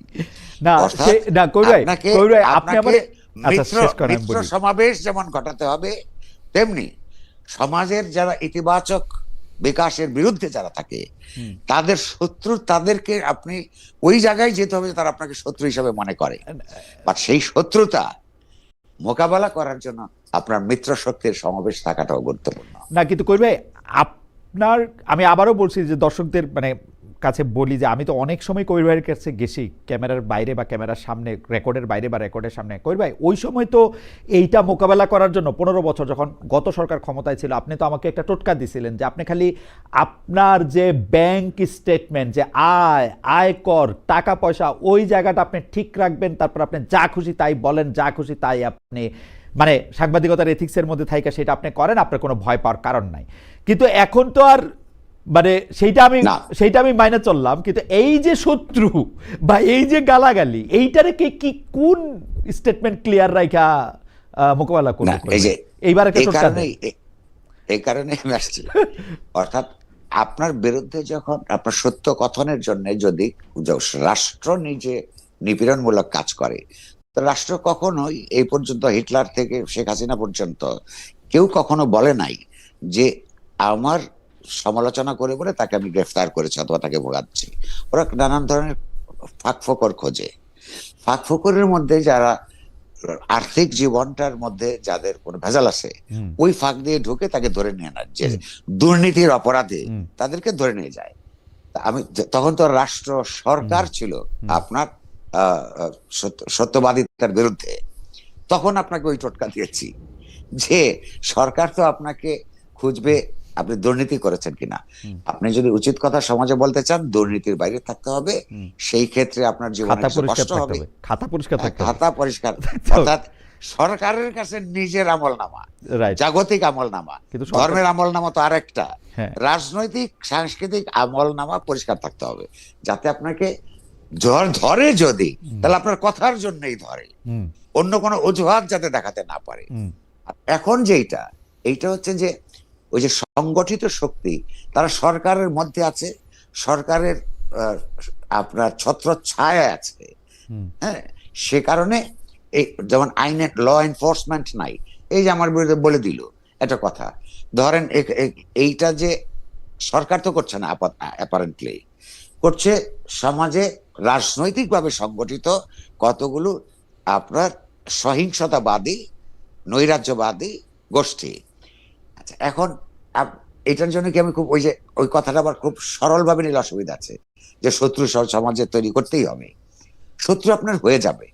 এদের একটা অংশ না বুঝে, ধরেন আমাদের সম্পর্কে জানে না, আমাদের কাজকর্ম সম্পর্কে ধারণা নাই, ফলে জামাত ইসলামী বা অপরাপর ডানপন্থীরা তাদেরকে যা বোঝায়, বা অপরাপর অগণতান্ত্রিক রাজনৈতিক শক্তি দ্বারা বোঝায়, সে কারণে করে। এই লড়াইটা দীর্ঘস্থায়ী, এই লড়াইটার কষ্ট আপনাকে করতে হবে। এটা কোনো নতুন না, সারা পৃথিবীতেই কিছু মানুষকে তার নিজস্ব চিন্তার পক্ষে দাঁড়াতে হয়েছে। হয়তো তারাও তাই মনে করে, তারা মনে করে যে তাদের চিন্তাটাই আমাদের যারা রাজনৈতিক প্রতিপক্ষ, দার্শনিক প্রতিপক্ষ, তাদের অনেকেই কিন্তু এই যে ডেডিকেশন নিয়ে গালাগালটা দেয়, ওদের একটা বিরাট অংশ মনে করা ঠিক কাজ করতেছে। কবির ভাই, আমি এইখানে আপনার এটা ধৈর্য নিয়ে তাদেরকে বলতে হবে যে তোমার চিন্তা ভুল। তুমি যদি দেশটাকে ভালোবাসো, তুমি যে পদ্ধতিতে ভালোবাসো, সেই ভালোবাসাটা প্রতিষ্ঠিত হবে না। এটা এই পরিশ্রম করতেই হবে। না করবে আমি মানে যারা আপনি অনেকগুলি প্রেক্ষাপট ইয়ে করলেন, কিন্তু যারা আসলে আমাদের সমাজের ওপিনিয়ন লিডার বা মত মোড়ল আছেন, তারা কিন্তু এই অসহিষ্ণুতাকে বা এই ধরনের জিনিসগুলিকে অনেক ক্ষেত্রে উস্কে দিয়ে থাকেন। এই প্রসঙ্গে আমি আসতে চাই, আসবো। কিন্তু আমাদের দর্শকরা অনেকে এই প্রশ্ন করেছেন যে আজকেও আমরা দেখলাম যে একজন সাংবাদিক, তার নাম হচ্ছে নাজনীন আক্তার, তিনি নাজনীন মুন্নি, তিনি বলছেন নাজনীন মুন্নিকে বাদ দিন, না হলে প্রথম আলো ডেইলি স্টারের মতো আগুন লাগিয়ে দিব, এটা বলে তিনি ফেসবুকে স্ট্যাটাস দিয়েছেন। অনেকে বলছেন আনিস আলমগীরকে গ্রেফতার করা হয়েছে, অনেকে বলছেন যে আব্দুল নূর তুষার এবং জনাব মাসুদ কামাল তারা যেহেতু অনেক কথা বলেন, সেই জন্য তাদেরকেও আসলে পরবর্তী আক্রমণের শিকার হতে পারে। শাকিল এবং রূপা দম্পতি কারাগারে আছেন, হত্যা মামলায় জামিন হচ্ছে না, জামিনের জন্য মামলা উঠলেই সেটা নিয়ে আবার কথা হয়। আরও সাংবাদিক যারা আছেন, যারা সাংবাদিকতার জন্য যারা জেলে আছেন, তাদের ব্যাপারে আপনার মত একটু তারা শুনতে চান, যে আপনি তাদেরকে। আমার মত একান্ত পরিষ্কার, একাধিকবার বলেছি, লিখেছি, আবারও বলছি।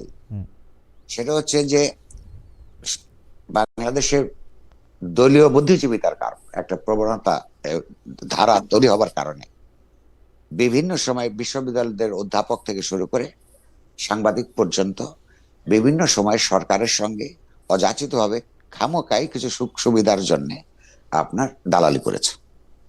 কিন্তু আমি মনে করি রাজনৈতিকভাবে দালালি করা একজনের অধিকার, যতক্ষণ না আপনি হইলো খুন খারাপি করছেন। এই যে সাংবাদিকদেরকে নিয়ে গেছে, সেই সাংবাদিকদের বিরুদ্ধে খুনের মামলা আছে, ধরে নিয়ে গেছে। আমরা সরকারের সঙ্গে কথা বলেছি যে তারা যদি দুর্নীতি করে থাকে, তারা যদি হত্যাযজ্ঞের ক্ষেত্রে উস্কানি দিয়ে থাকে, ইনসাইটমেন্ট, এটা ফৌজদারি অপরাধ, এইসব অপরাধে যা যা আছে সেটার জন্য আপনারা সুষ্ঠুভাবে সেইটা ইনভেস্টিগেশনের সাপেক্ষে বিচার করেন। কিন্তু তার খুন করেছে সরকারের লোকেরাও জানে যে এই মিথ্যা মামলা, এই মিথ্যা মামলাগুলি তাদেরকে প্রত্যাহার করার জন্য আমরা বহুবার অভিযোগ জানিয়েছি, ব্যক্তিগতভাবে, অর্থাৎ নিউজ পত্রিকার সম্পাদক হিসেবে বলেছি, পত্রিকার সম্পাদক পরিষদের তরফ থেকে বলেছি, সরকার আপনার আমাদেরকে কথা দিয়েছে করবে, কিন্তু সরকার সর্বশেষ বলেছে আমরা প্রকাশ্যে সেই বিষয়ে এই সরকার কোনো ন্যূনতম পদক্ষেপ গ্রহণ করে নাই।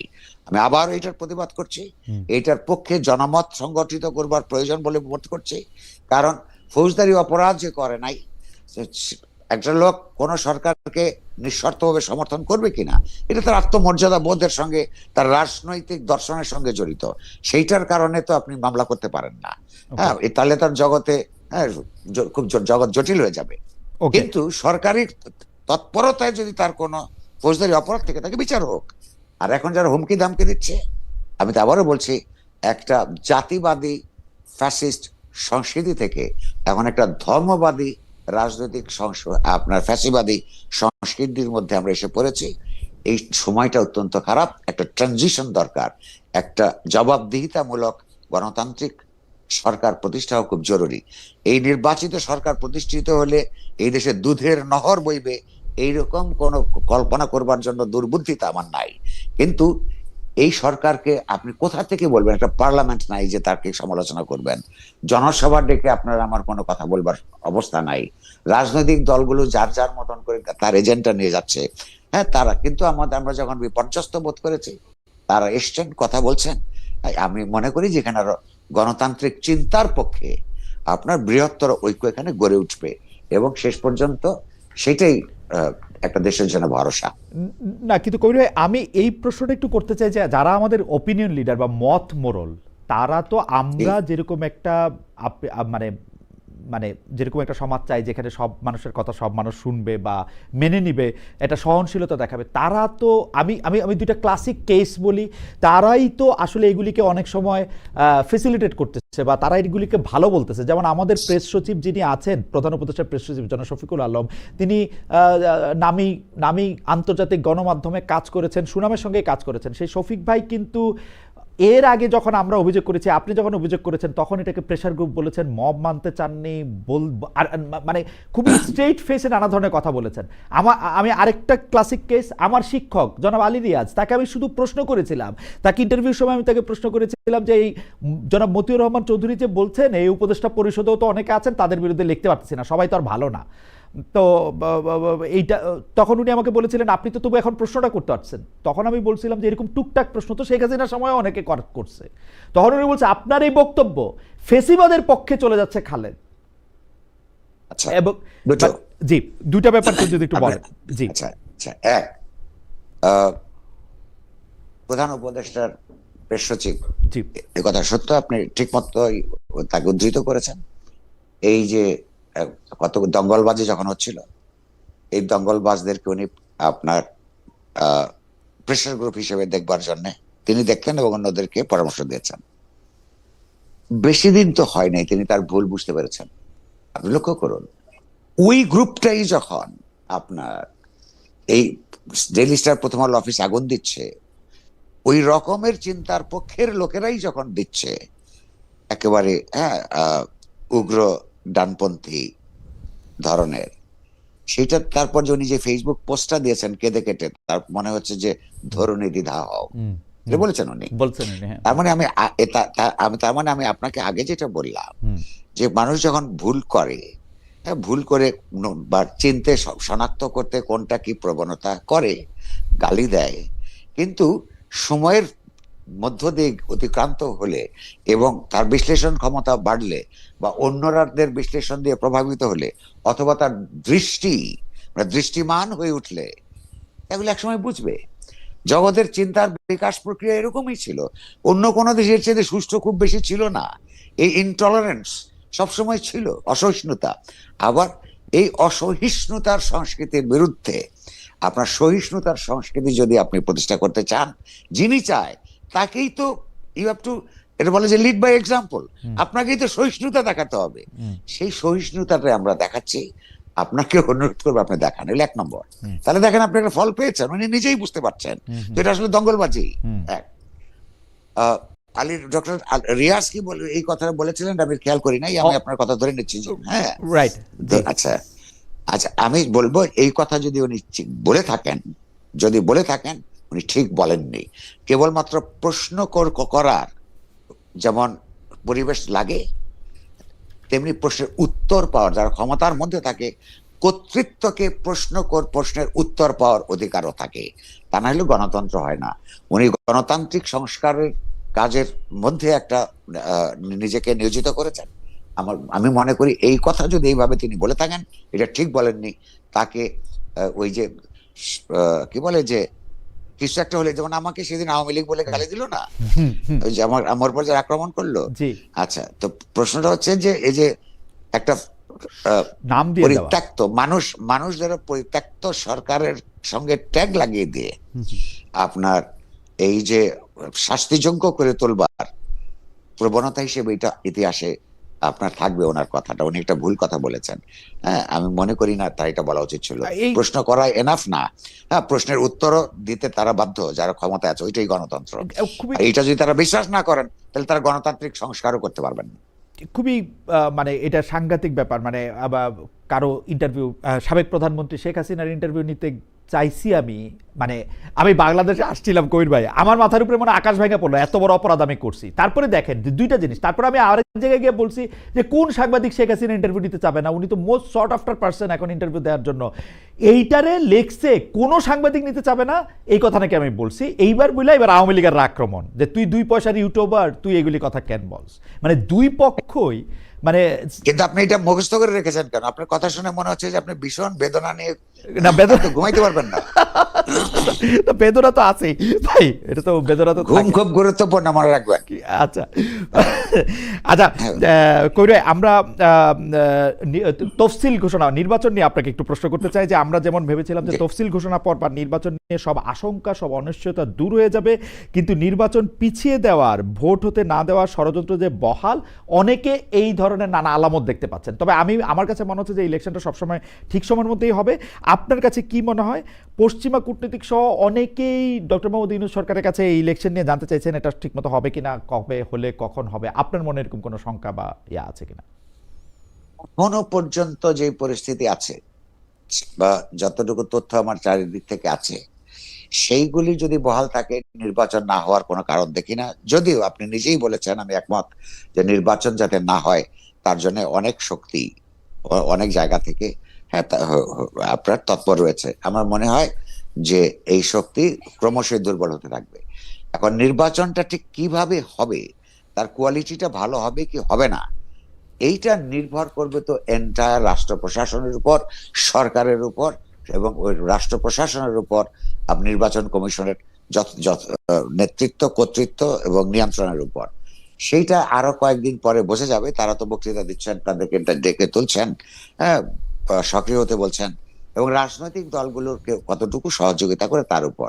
কিন্তু ঝুঁকি আছে, অর্থাৎ নির্বাচনটা যাতে সুন্দর না হয় তার জন্য অনেক মহল আপনার চেষ্টা করবে। তো এইটা বাংলাদেশের জন্য এখন সবচেয়ে বড় চ্যালেঞ্জ। এই জায়গাটা সবাইকে আপনার সম্মিলিতভাবে যদি মোকাবেলা করতে পারে তাহলে আরেকটা জিনিস হবে। তবে এর আগে আপনি একটা প্রশ্ন করেছিলেন যে তারেক রহমান ফিরে আসার মধ্য দিয়ে কি হবে কি হবে না। এইটা তারেক রহমান ফিরে আসার মধ্য দিয়ে আমি মনে করি তার নিজস্ব রাজনৈতিক দলের কিছু উপকার হবে। আর এই যে ব্যক্তিতন্ত্র, মানে তিনি ফিরে আসছেন, এইটার কারণেই কেবলমাত্র বাংলাদেশের সব সমস্যার সমাধান হয়ে যাবে, এইটা আমি বিশ্বাস করি না। নির্ভর করবে তিনি কতটা গণতান্ত্রিকভাবে তার রাজনৈতিক দল চালান, তিনি যদি নির্বাচিত হয়েছেন কতটা গণতান্ত্রিক মানস নিয়ে তিনি আইন প্রণয়ন করেন, এবং যদি তিনি সরকার গঠন করবার জায়গায় পৌঁছেন কতটুকু গণতান্ত্রিকতা তিনি চর্চা করেন তার উপর। এই যে ইতিহাসের কাল্ট নির্মাণ করার যে একটা প্রচেষ্টা হচ্ছে, সেখানে আমি ইন্ধন দিতে রাজি নই বা ওইটার অংশ হতে রাজি নই। কাল্ট দিয়ে কিছু হয় না। আমার কিন্তু এই বিষয়টা নিয়ে আরেকটা প্রশ্ন ছিল কবির ভাই, নানা রকম বিশ্লেষণে এই সরকারকে সব মানে দুর্বল সরকার মনে হচ্ছে, দুর্বল থেকে ওই সরকার আরো দুর্বল হচ্ছে, মানে তার যে গ্রিপ, সেই গ্রিপ আরো আলগা, মুঠি আরো আলগা হচ্ছে। তারেক রহমান সাহেব দেশে ফিরলে এই মুঠি কি আরো আলগা হবে? মানে এই 2 মাস কি এই সরকারের পক্ষে, একটা সরকার চালাইতে গেলে যেরকম নিয়ন্ত্রণ বা ইয়া থাকা দরকার, সক্ষমতা থাকা দরকার, সেটা কি আরো কমবে? আপনার কি মনে হয়? ওই যে আমি আগে বলছিলাম যে এখনো পর্যন্ত উপাদানগুলি মনে আছে, এই উপাদানটা একটু ব্যাখ্যা করি তাহলেই হবে ছোট করে। তিনটা শক্তির প্রতীক হিসেবে এখানে উপস্থিত আছেন সরকারের বা সরকারের দিক থেকে প্রফেসর ইউনূস প্রধান উপদেষ্টা, রাজনৈতিক দলগুলোর তরফ থেকে প্রধানত বিএনপির তারেক রহমান, এবং সশস্ত্র বাহিনীর পক্ষ থেকে সেনা প্রধান। এই তিনটা শক্তি এই মুহূর্তে সবচেয়ে গুরুত্বপূর্ণ। এটা তারা কেন গুরুত্বপূর্ণ হওয়া উচিত কিনা সেটার আরেকটা তর্ক। আমি তো এই যে রাষ্ট্র ব্যবস্থাকে অগণতান্ত্রিক মনে করি। এই রাষ্ট্র পার্টি আমি চাই না নতুন গণতান্ত্রিক রাষ্ট্র চাই, সেটা একটা আরেক আলাপ। প্রশ্নটা হচ্ছে যে নির্বাচনের জন্য এই তিনটা ফ্যাক্টর যদি এক থাকে তাহলে নির্বাচনটা হবে। ফলে আমি মনে করি অধ্যাপক ইউনূস, তারেক রহমান এবং জেনারেল ওয়াকার, এই তিনজনের মধ্যে যদি একটা ভালো সমঝোতা থাকে, এই সমঝোতারা যখন সমাজ টের পাবে, অপরাপর শক্তিগুলি যখন টের পাবে, তখনই নির্বাচন বিরোধী তৎপরতা দুর্বল হয়ে আসবে। আবার সেইখানেই আবার নির্বাচন কমিশনও ওই প্রশাসনের উপর তার কর্তৃত্ব চর্চার জন্য আপনার শক্তিমান হবে। ফলে এই কারণেই বলছি যে এদের মধ্যে যাতে ভাঙন ধরে সেটাও চেষ্টা করার লোকজন আছে। এটা আমরা মাঝে মধ্যে নানান লক্ষণ দেখি। ইউনূস সাহেব যদি নির্বাচনটা সত্যিকার অর্থে করতে চান, অর্থাৎ তার যে সমস্ত লোকেরা নির্বাচনটাকে প্রলম্বিত করে আরো কিছুদিন ক্ষমতায় থাকতে চান, অথবা ক্ষমতার বাইরের যারা এই ক্ষমতাকে ব্যবহার করে নিজেদের রাজনীতিকে এগিয়ে নিতে চান, তাদেরকে যদি নিয়ন্ত্রণে আনতে পারেন এবং অন্য দুইটা ফ্যাক্টরের সঙ্গে একটা সমঝোতার মধ্য দিয়ে ইলেকশনটা করার উদ্যোগ নেন, তাহলে সফল হবে। তা নাহলে বাংলাদেশের কপালে আরো অনেক দুর্ভোগ থাকবে। আমার মনে হয় যে তারা এই তিন পক্ষে এটা বুঝতে পারবেন এবং বাংলাদেশের মানুষকে এই দুর্ভোগের মধ্যে ফেলবেন না। আমার সর্বশেষ প্রশ্ন, অনেকেই বলতেছেন যে এই দেশের সরকারে যে ইন্টারিম গভর্নমেন্টটা ছিলেন তাদের মধ্যে কেউ কেউ আসলে বিদেশে আশ্রয় নিতে হবে, কেউকে পালিয়ে যেতে হবে, এটা অনেকে মানে কি মানে এনসিপির পক্ষ থেকে বলা হয়েছে, বিদেশি ইনফ্লুয়েন্সারের পক্ষ থেকে বলা হয়েছে, নানা লোকদের পক্ষ থেকে বলা হয়েছে। আপনার কি এরকম কোনো কিছু মনে হয়? আমার প্রশ্ন, ডক্টর মোহাম্মদ ইউনূস ক্ষমতা হস্তান্তরের পরে কি তার যে স্বাভাবিক কার্যকর্মগুলি সেগুলি করতে পারবেন, তার উপদেষ্টারা করতে পারবেন? কেন আমি এই প্রশ্নটা করতেছি, কারণ আমারও শেষ দিকে মনে হইতো, শেষ দিকে না, শেষ 2-3-4 বছরে মনে হইতো যে শেখ হাসিনার জন্য কোনো এক্সিট প্ল্যান নাই। এইটাও উনাকে আসলে অনেক দুর্বল, আপাত দুর্বল, কিন্তু অন্যান্য জায়গায় অনেক নিষ্ঠুর করে তুলতেছে। ডক্টর মোহাম্মদ ইউনূস এবং তার উপদেষ্টাদেরও কি এই ভয় আসে কিনা যে এক্সিটটা? আমার এখন তারা যদি মোটামুটি সুষ্ঠুভাবে একটা নির্বাচন করে দিতে পারেন, হ্যাঁ, তাহলে মানুষ আর কে ওই ইউনূস সরকারের মধ্যে ছিল এটা মনেও রাখবে না। এবং তারা যে অদক্ষ, এই অদক্ষতা মানুষ এখন মেনে নিয়েছে। কেবলমাত্র অদক্ষতার কারণে হ্যাঁ তাদেরকে কেউ হুমকির মধ্যে ফেলবে আমার মনে হয় না। কিন্তু এদের মধ্যে যদি কারোর কোনো দুর্নীতিগ্রস্ততার প্রমাণ যদি বেরিয়ে যায়, হ্যাঁ, তাহলে মানুষ তাদেরকে শান্তিতে থাকতে দিবে না, এটুকু আমি বলতে পারি। কারণ কি, সবার কাছ থেকে মানুষ একই জিনিস আশা করে না। হ্যাঁ, তার অন্তত ধরে নিয়েছে যে এটা ব্যক্তিগতভাবে তার সৎ লোক। অদক্ষতা থাকতে পারে, অপরিণামদর্শিতা থাকতে পারে, ফলে তাদের অদক্ষতার জন্য মানুষ রেগে তাদেরকে আক্রমণ করবে, এইটা আমি মনে করি না। হ্যাঁ, কিন্তু দুর্নীতিগ্রস্ততার প্রমাণ পেলে মানুষ কিন্তু তাদের ছেড়ে দিবে না। কবির ভাই, একটা বোনাস প্রশ্ন প্লিজ, আপনি খালি আমাকে এই বোনাস প্রশ্নটার জবাব দেন। আপনি তো অনেকভাবে কানেক্টেড, আমি জানি না আপনি এটা উত্তর দিবেন কিনা। আমরা জানি যে একজন স্বরাষ্ট্র উপদেষ্টা আছেন, আবার স্বরাষ্ট্র মন্ত্রণালয় বিষয়ক একজন বিশেষ সহকারী আছেন, উনার পদমর্যাদাও নাকি মন্ত্রীর সমান। এই ক্ষেত্রে উনাদের দায়িত্ব কি বন্টন করা আছে? মানে উনারা কে কোন কাজটা করবেন, বা মানে মানে এইটা কি আপনার জানা আছে? মানে কে কার বস, বা কে কার কি কোন কাজ, মানে কে উপরে কে? পরিষ্কারভাবে বন্টন করা নাই। এবং ওনারা দুইজনই একজন আরেকজনের কাছে রিপোর্ট করেন না, দুইজনই রিপোর্ট করেন প্রধান উপদেষ্টার কাছে। এই দুইজন কে নেওয়ার অর্থ হইল যে প্রথম জনের উপরে প্রধানমন্ত্রীর নিশ্চয়ই আস্থার অভাব, হ্যাঁ, সেইটার কারণে তাদের ভেতরকার টেনশন আছে। এটা একটা বিরাট প্রসঙ্গ। কিন্তু এই যে এখানে সমন্বয়হীনতা আছে, অদক্ষতা আছে, অঙ্গীকারের অভাব আছে, বুঝবার সমস্যা আছে। তো ডক্টর মোহাম্মদ ইউনূস যাই না বুঝা এরকম সেনসিটিভ একটা পোস্টে দুইটা লোককে রাখছে, মানে এটা যাই না বুঝা। এবং মানে আপনি বলছেন জেনে এবং বুঝে করছে, আমি খুব নিশ্চিত নই জেনে এবং বুঝে করেছেন কিনা। একটু বুঝ না থাকলে তো আরো সমস্যা করবে ভাই, মানে তো মহা মুসিবত, আমরা জানি না। তো করবে, আপনাকে অনেক ধন্যবাদ। আপনি আমাদের সাথে অনেকক্ষণ ছিলেন, মানে যতটুকু সময় আমরা আপনার কাছে চেয়ে নিয়েছিলাম তার থেকেও একটু বেশি সময় আপনি থাকলেন। আপনি যদি আমাদের দর্শকদের জন্য কিছু বলেন, নাহলে আমার আর কিছু বলার না, আমরা অনুষ্ঠান শেষ করি। জি, দর্শকদের জন্য প্রথমে হচ্ছে এতক্ষণ যারা যারা ছিলেন তাদেরকে আমি অনেক ধন্যবাদ জানাই তাদের ধৈর্যের জন্য। বাংলাদেশ একটা ক্রান্তিকালীন অবস্থার মধ্যে আছে, এইখান থেকে একটা ইতিবাচক উত্তরণের জন্য আমাদেরকে ঠান্ডা মাথায় আপনার অনেক ধৈর্যের সঙ্গে এগিয়ে যাওয়ার চেষ্টা করতে হবে। সবচেয়ে বড় কথা হচ্ছে চিন্তাশীলতা, চিন্তা করতে হবে, চিন্তার বিশ্লেষণগুলো নিজেদের মধ্যে বিকশিত করতে হবে। কেবলমাত্র গালাগাল কিংবা প্রশংসা এইটা কোনো সমাজকে উপকার করে না। আপনারা এটা মনে রাখলে খুশি হব। অনেক ধন্যবাদ আপনাদের। কবির ভাই, আপনাকেও অনেক ধন্যবাদ। দর্শক আপনাদেরকে ধন্যবাদ জানিয়ে আজকের অনুষ্ঠান আমরা এখানেই শেষ করছি। দেখা হবে অন্য আরেক দিন, আরেক সময়, আরেক অতিথিদের সঙ্গে। জি, থ্যাংক ইউ।